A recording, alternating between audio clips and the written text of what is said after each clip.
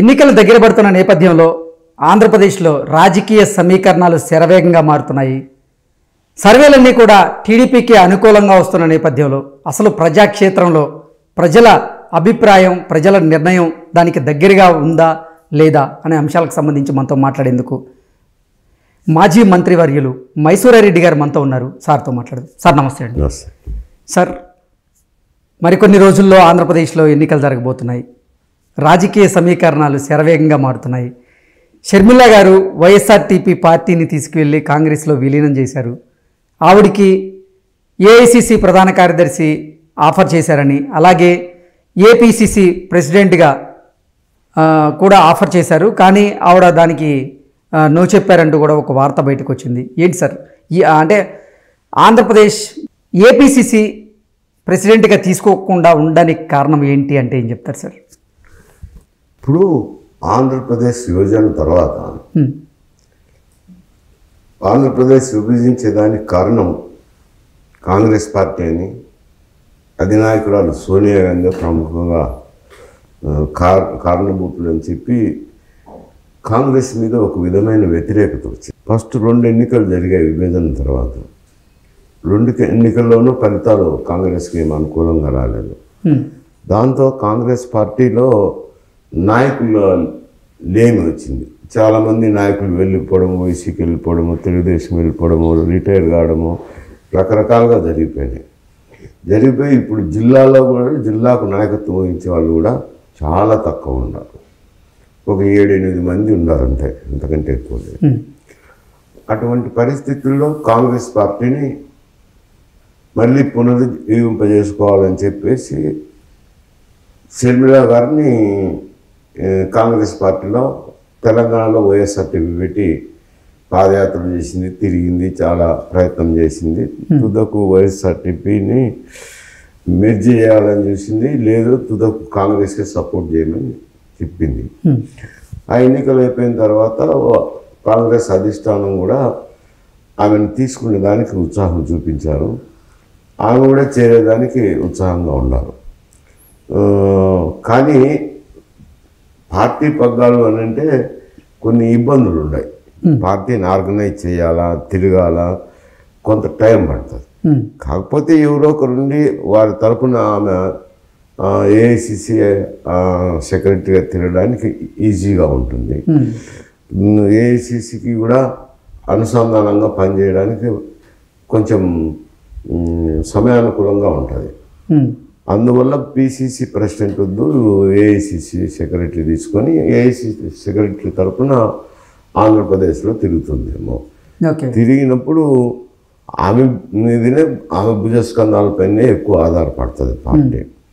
ఇప్పుడు ఆమె చేరింది అన్నాకనే చాలామంది టికెట్ రాని వాళ్ళు అయితేనేమి, పార్టీకి దూరం జరిగిపోవాలనుకున్న వాళ్ళు అయితేనేమి, అసంతృప్తి చెందిన వాళ్ళు అయితేనేమి, వాళ్ళంతా ఆమె కాంగ్రెస్ పార్టీ పగ్గాలు చేపడితే తప్పకుండా అందులో చేరాలని చెప్పి ప్రయత్నం చేస్తున్నారు. కానీ సెక్రటరీ అయినా కానీ అక్కడ ఎవరున్న ప్రెసిడెంట్ ఉండినా కానీ ఆమె ప్రభావం ఉంటుంది కాబట్టి చేరాలని చాలామంది ప్రయత్నం చేస్తారు. ఓకే, ఆమె ప్రభావం ఉంటుందా సార్ ఆంధ్రప్రదేశ్ రాజకీయాల మీద? అంటే ఇప్పుడు వైఎస్ఆర్సీపీలో చాలామంది వైఎస్ఆర్సీపీ నుంచి అసంతృప్తి చెందిన వారంతా చేరినప్పుడు పార్టీ బలపడుతుంది కదా కొంతమేర. అందులో ఆ విభజన చేసిన విషయం పాతబడిపోయింది, ప్రజలు కూడా మర్చిపోయినారు. ఇప్పుడు ఈ ఎన్నికల్లో అయితే నేను చెప్పలేను కానీ, ఎందుకంటే సమయం లేదు. దాదాపు ఆమె నియమించబడి ఇక్కడ వచ్చి పరిస్థితులు చక్కదిద్దడం మొదలు పెట్టేసరికి నోటిఫికేషన్ వస్తుంది. ఇంకా జిల్లాల్లో నాయకులను చేర్చుకోవాల్సి ఉంటుంది. చాలామందిని నియోజకవర్గాల స్థాయి నాయకులను కూడా తయారు చేసుకోవాల్సిన అవసరం ఉంది. కాబట్టి అంత సమయం కూడా లేదు. కొంతగా ఒక సంవత్సరం ముందర అయింటే ఆమెకు తయారు చేసుకునేదానికి అవకాశం ఉండేది, ఎన్నికల్లో పాల్గొనేదానికి బాగుండేది. ఇప్పుడు తీరా బాధ్యతలు స్వీకరించేసరికి నోటిఫికేషన్ వస్తుంది. ఏం సమయం ఉంది చెప్పు. అందువల్ల ఈ ఎన్నికల్లో ఏమంత పెద్ద ప్రభావం చూపలేకపోవచ్చు. వచ్చే ఎన్నికలకు మాత్రం ఆమె ఇంకా బలంగా తయారయ్యడానికి అవకాశాలు ఉన్నాయి. ఇప్పుడు ఈమె పార్టీలో చేరి పార్టీ తరఫున తిరిగిన దానివల్ల నష్టం జరిగేది జగన్కే. ఓకే. వైఎస్ఆర్సీపీకి. అంటే వైఎస్ఆర్సీపీలో ఎన్నో కన్ని ప్రతి నియోజకవర్గంలో పోటీలు పెట్టిస్తే ఎన్నో కన్ని ఓట్లు చీలే అవకాశం ఉంది. అయ్యాయి వైఎస్ఆర్సీపీ ఓట్లే చీలుతాయి. ఓకే. అంటే వైఎస్ఆర్సీపీ మూలాలన్నీ కూడా కాంగ్రెస్ పార్టీ మూలాలుగా ఉన్నాయి కాబట్టి కాంగ్రెస్ పార్టీ నుంచి వచ్చిన ఎక్కువ మంది లీడర్లే వైఎస్ఆర్సీపీలో ఉన్నారు కాబట్టి ఆ ప్రభావం ఖచ్చితంగా చూపించే అవకాశం ఉందంటారు. అంతే కదా. అంతకుముందు కాంగ్రెస్ పార్టీ ఉన్నారు, కాంగ్రెస్ పార్టీ పోయినాక వైఎస్ఆర్సీపీలో చేరినాను. చేరినాక ఇప్పుడు అందరు అదే మాట మాట్లాడుతున్నారు కదా, మేము షర్మిల వస్తే షర్మిల పార్టీలో చేరుతాము, మేము కాంగ్రెస్ పార్టీ నుంచి వచ్చిన వాళ్ళమే కదా స్వగృహానికి వెళ్ళిపోతాము అని చెప్తున్నారు కదా అంట. వాళ్ళు చెప్పే పదం కూడా అదే ఉంది అంట. Okay sir. అంటే షర్మిల గారు అసలు ఏపీసీసీ ప్రెసిడెంట్గా తీసుకోకుండా ఉండడానికి కారణం, నా దగ్గర డబ్బులు లేవు, నేను పార్టీని నడిపించేంత స్తోమత నా దగ్గర లేదని షర్మిల గారు రాహుల్ గాంధీకి చెప్పినట్లుగా, దానికి రేవంత్ రెడ్డి గారు ఆర్థికంగా అయితే ధన సహాయాన్ని నేను అందిస్తాను, మీరు అక్కడ కావాల్సినటువంటి ఏర్పాట్లన్నీ చేసుకోండి అంటూ కూడా రేవంత్ రెడ్డి భరోసా ఇచ్చారు. రాహుల్ గాంధీ కూడా ఆఫర్ ఇచ్చారంటూ కూడా ఒక వార్త సోషల్ మీడియాలో చక్కర్లు కొడుతూ ఉంది. ఏంటి సార్ ఆ వార్తలో వాస్తవం ఉందా? నిజంగా డబ్బు కాంగ్రెస్ పార్టీలో మొదటి నుంచి అనాదే వచ్చింది. ఎక్కడైతే అధికారంలో ఉంటారో అధికారం రాష్ట్రం నుంచి వేరే రాష్ట్రం అధికారంలో రాష్ట్రానికి నిధులు అందజేయడం జరుగుతుండేది, కొత్త ఏం కాదు కదా. అందులో ఒకప్పుడు ఆంధ్రప్రదేశ్లోనే ఉమ్మడి రాష్ట్రంగా ఉన్నది కాబట్టి ఇక్కడ ప్రభుత్వం వచ్చింది కాబట్టి కొంత కావాల్సిన ఆర్థిక సహాయం చేయొచ్చు. దాంట్లో కొత్త ఏం కాదు, వింత ఏం కాదు, రొటీన్గా జరిగేది అది ఇంట. Okay sir. రానున్న ఎన్నికల్లో షర్మిల గారు కడప ఎంపీ స్థానం నుంచి పోటీ చేయబోతున్నారు కాంగ్రెస్ పార్టీ నుంచి అంటూ కూడా ఒక వార్త ఇప్పుడు బయటకు వచ్చిన నేపథ్యంలో ఏంటి సార్ నిజంగా కడప నుంచి ఆవిడ పోటీ చేసే అవకాశం కనిపిస్తుందా కాంగ్రెస్ పార్టీ నుంచి అంటే ఏం చెప్తారు? అంటే అది ఏమో చెప్పలేను. ఇప్పుడే ఎన్నికల్లో ఆమె ప్రస్తుతం అక్కడ పోటీ చేస్తుందా లేదా అనే విషయం తెలియదు. మరి తెలుగుదేశం అయితే పోటీ పెడతాది అనుకోండి, ఎవరినో ఒకరిని బలమైన అభ్యర్థులనే పెడతాది. కాంగ్రెస్ పార్టీ పెడుతుందా లేదా అనేది స్పష్టత లేదు ఇప్పటికీ. ఓకే. అంటే నిన్న మొన్నటి వరకు సార్ సొంత అన్నకే బర్త్డే విషెస్ చెప్పలేదు షర్మిల. జగన్మోహన్ రెడ్డి బర్త్డే వస్తే ఆ బర్త్డేకి విషెస్ చెప్పలేదు, కానీ క్రిస్మస్ రోజు నారా లోకేష్కి మాత్రం శుభాకాంక్షలు తెలియజేస్తూ ఒక గిఫ్ట్ను కూడా పంపించారు. టీడీపీ ఆఫీస్తో పాటుగా నారా లోకేష్ గారు కూడా గిఫ్ట్ని పంపించారు. అంటే సొంత అన్న కంటే నారా లోకేష్నే అన్నగా భావిస్తున్నారు. షర్మిల చూపు టీడీపీ వైపు మళ్ళింది అంటూ ఒక వార్త వచ్చింది. అప్పుడు లేదు, అసలు ఇండైరెక్ట్గా నారా లోకేష్ సపోర్ట్ కోరుకుంటున్నారు షర్మిల గారు జగన్మోహన్ రెడ్డికి స్కెచ్ పెట్టేందుకు అంటూ కూడా ఒక వార్త బయటకు వచ్చింది. అట్లా అని కాదండి, ఈ గ్రీటింగ్స్ పంపించడము ఇవన్నీ శత్రువు మిత్రులు అన్నట్టు.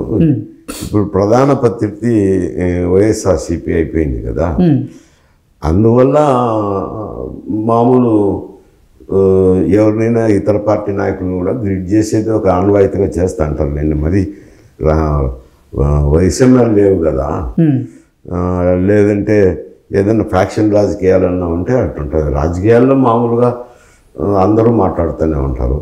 మేము కూడా అసెంబ్లీలో ఉన్నప్పుడు కాంగ్రెస్ పార్టీలో ఉంటుంది, తెలుగుదేశం వాళ్ళు కూడా లాబీలోకి వచ్చినప్పుడు అందరం కూర్చొని కాఫీలు తాగుతూ ఉంటే మాట్లాడుకుంటున్నాం. తప్పని నేను అనుకోవడం లేదు. దాంట్లో నుంచి నేను రాజకీయ విశ్లేషణ కూడా చేయాల్సిన అంత అవసరం కూడా లేదు. ఓకే. అంటే మీరున్నప్పుడు పరిస్థితి వేరుంది, ఇప్పుడు వేరు కూడా అంతే కదా. ఇప్పుడు కూడా ఒకవేళ వైఎస్ఆర్సీపీతో అంటే సరిపోకపోవచ్చు, తెలుగుదేశంతో వైషమ్యాలు లేవు కదా. ఓకే. అంటే ఒకవేళ కనుక షర్మిల గారు కడప లోక్సభ స్థానం నుంచి పోటీ చేస్తే చంద్రబాబు గారు కానీ లోకేష్ గారు కానీ ఇండైరెక్ట్గా షర్మిల గారికి సపోర్ట్ చేసే అవకాశం ఉందా? ఎందుకంటే ఆ సీటు వైఎస్ఆర్సీపీ ప్రతిసారి కైవసం చేసుకుంటున్న నేపథ్యంలో వైఎస్ఆర్సీపీకి దక్కకుండా ఉండేందుకు చంద్రబాబు గారు కానీ లోకేష్ గారు కానీ ఇటు ఇండైరెక్ట్గా షర్మిల గారికి సపోర్ట్ చేసే అవకాశం ఉందా అంటే ఏం చెప్తారు? అది నేను కంటెస్ట్ చేస్తుందనే అనుకోవడం లేదు. ఓకే. కంటెస్ట్ చేసినప్పుడు కదా ఈ ఎత్తుగడలు ఇవన్నీ వచ్చేది. బహుశా కంటెస్ట్ చేయకపోవచ్చు, ఎందుకంటే ఇప్పుడు సమయం చాలా తక్కువ. ఈ పార్టీని సమాయత్తం చేసుకునే దానికి కూడా అవకాశం లేని పరిస్థితులు ఉన్నాయి. అది ఇంకా ఏదో సంవత్సరం కిందటైతే ఇటువంటివన్నీ ఆలోచనలు ఇవన్నీ చెప్పచ్చు. ఓకే, అంటే వైఎస్ జగన్మోహన్ రెడ్డి కూడా వైఎస్ విజయమ్మ గారిని కలిశారు మొన్న లోటస్ ఫండ్లో. ఆ నేపథ్యంలో ఒకవేళ వైఎస్ షర్మిల అంటే కాంగ్రెస్లో చేరినప్పటికీ కడప లోక్సభ నుంచి పోటీ చేయకుండా నువ్వే చూడాలి అంటూ కూడా ఆవిడ్ని జగన్మోహన్ రెడ్డి కోరినట్లుగా, దానికి హామీ ఇచ్చినట్లుగా కూడా ఒక వార్త బయటకు వచ్చింది. ఇవన్నీ ఏముండదులేండి, ఏదో కలిసినారు తల్లి కాబట్టి ఇక్కడికి వచ్చినారు. ఆయన పరామర్శించిన తర్వాత సమయం ఉంది పోయి తల్లిని కలిసి ఉండొచ్చు, తప్పేం ఉంది, దాంట్లో తప్పేం లేదు. కాకపోతే ఈ కోరికలు కోరి పోటీ పెట్టించద్దు, ఇవి జరుగుతాయని నేను అనుకోవటం లేదు. ఓకే.